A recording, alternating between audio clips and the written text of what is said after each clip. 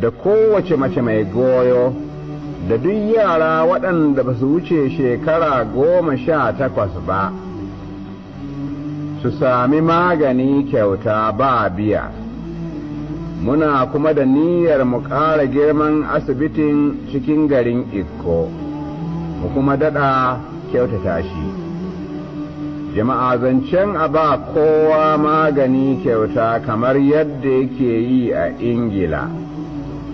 Idan mun ce za mu yi haka a nan Najeriya, idan mun ɗauki misalin ko akan kowane mutum za a kashe Sulai 10, wato yana nufin akan kowane mutum za a kashe fan 10, wato wannan yana nufin game da sha'anin asibitoci kawai a ƙasar nan tilas ne mu samo kuɗi fan miliyan 400. Jama'a, idan Allah ya yarda za mu yi muku waɗannan abubuwa duka domin a bisa sanin yadda arzikin gwamnatin tarayya yake a yanzu. Mun tabbata duka waɗannan abubuwa masu samuwa ne ba da lallai sai an sa muku haraji mai tsanani ba.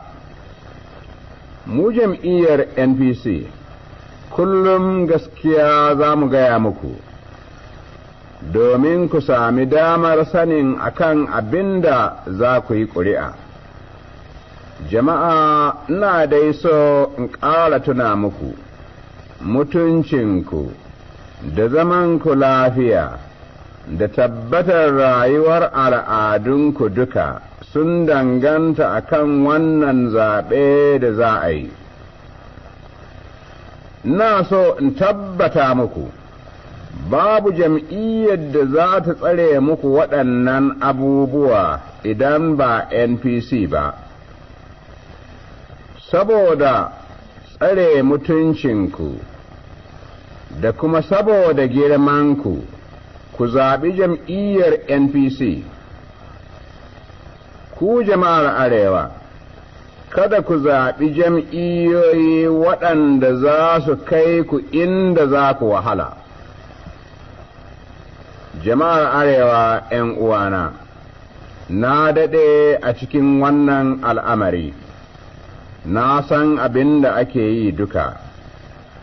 Don Allah ku kiyaye abubuwan da jam'iyyoyi suke faɗi, ku yi aiki da hankalinku, ku sa takardar ƙuri'arku cikin akwati na NPC mai alamar fartanya. Allah ya ba mu alheri mu kwana lafiya. Good evening. I'm glad to be in the studio again tonight to make another election broadcast to you on behalf of my party, the NPC. On Monday